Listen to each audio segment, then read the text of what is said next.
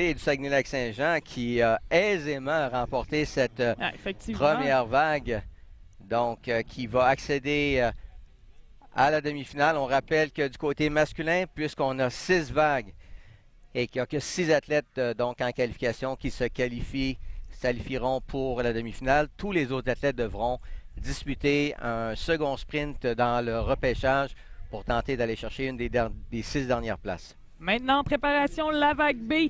À surveiller dans cette vague de la Mauricie, Mathias Guillemette, deuxième à Gatineau, premier à Alma, deuxième à Val-d'Or, un haut taux de succès, ainsi que de la Rive-Sud, Raphaël Parisella, premier à Val-d'Or et quatrième à Alma. C'est parti pour ce sprint. On se rapproche de la ligne d'arrivée, Louis. Ça va être serré, cette vague. Et... ouf! Alors, c'est l'athlète de la Rive-Sud qui semble s'être emparé de la première Parisella, place. Donc, oui, on avait possiblement la vague la plus forte avec Raphaël Parisella et Mathias Guillemette. Oui. Donc, le sort a voulu que ces deux athlètes-là, qui sont parmi les meilleurs au Québec, se retrouvent déjà en vague de qualification. Et c'est Parisella qui a eu le meilleur. Ce qui veut donc dire que Mathias Guillemette va devoir passer par le repêchage et remporter sa vague en repêchage s'il veut avoir une chance de se qualifier pour la demi-finale. Donc, ça sera pas facile. Guillemette de la Mauricie. Alors, Louis, on en a parlé un peu plus tôt, Mathias Guillemette de la Mauricie, qui n'a pas réussi à se qualifier. C'était parce qu'il y avait une vague extrêmement forte. Oui, donc, en fait, il y avait Raphaël Parisella qui est un spécialiste également du sprint. Donc, pour Mathias Guillemette, ça ne sera pas nécessairement facile, mais... normalement, il devrait parvenir à l'emporter.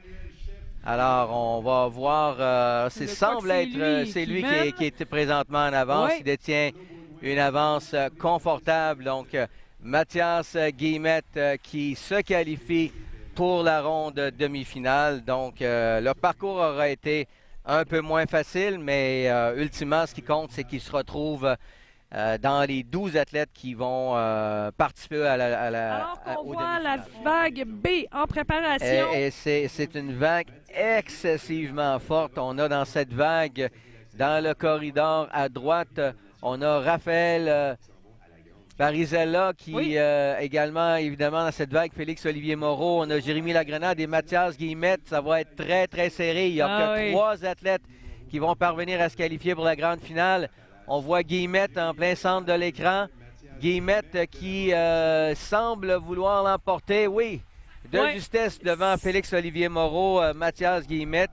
C'était très, très serré. Oui, tu l'as dit, une vague extrêmement... Qui va aller chercher la 3e position? Alors, évidemment, on va avoir besoin du photo-finish probablement pour départager ces athlètes. Et c'est ce qui complète cette vague, ces demi-finales. Extrêmement puissant ici. Alors Louis, je te laisse nous en glisser un mot. Alors si on part de la droite, on a Julien Mathis de la région Laval, Marc-Antoine Tremblay du Saguenay-Lac-Saint-Jean, Anthony Truffert de la capitale nationale, Mathias Guillemette de la Mauricie, Félix-Olivier Moreau de la capitale nationale et Raphaël Parisella de la région de la Rive-Sud qui est dans le dernier corridor à gauche. C'est parti, le dernier sprint de la journée. On a un excellent départ de la part de Marc-Antoine Tremblay du Saguenay-Lac-Saint-Jean. Est-ce qu'il va parvenir à résister à la remontée des spécialistes de sprint Je crois que ça semble Guillemette, Olivier Moreau et Guillemette qui est en train de revenir. Mathias Guillemette, Guillemette qui l'emporte de justesse devant Marc-Antoine Tremblay. Mais quel départ de Marc-Antoine Tremblay. Vraiment, là, encore une fois... On va voir tout de suite la reprise. C'est Mathis Julien. Je pensais que c'était Mathias Guillemette, mais c'est plutôt Mathis Julien. Et pour la 3e position, ça semblait être très serré. Donc, c'est Félix-Olivier Moreau. J'ai pensé pendant un certain temps que c'était Mathias Guillemette, mais c'est plutôt Mathis Julien de la région de Laval. Alors, évidemment... les maillots qui se ressemblent beaucoup, simplement les couleurs qui permettent de les distinguer. Alors, Julien qui va chercher cette médaille d'or devant Marc-Antoine Tremblay du Saguenay-Lac-Saint-Jean et Félix-Olivier Moreau de la capitale nationale. Oui, et vraiment, Louis, tout au long du sprint aujourd'hui, Marc-Antoine Tremblay, dans toutes ses vagues, a réussi à prendre l'avantage dès le départ. Et on en a parlé. Beau spectacle ici, l'épreuve sprint et l'importance du départ, c'est ça qui fait la différence. Oui, on l'a vu dans le dernier sprint, particulièrement avec Marc-Antoine Tremblay, qui a connu un excellent départ. Après ça, bien évidemment, c'est de continuer d'accélérer et de résister le plus possible à la remontée.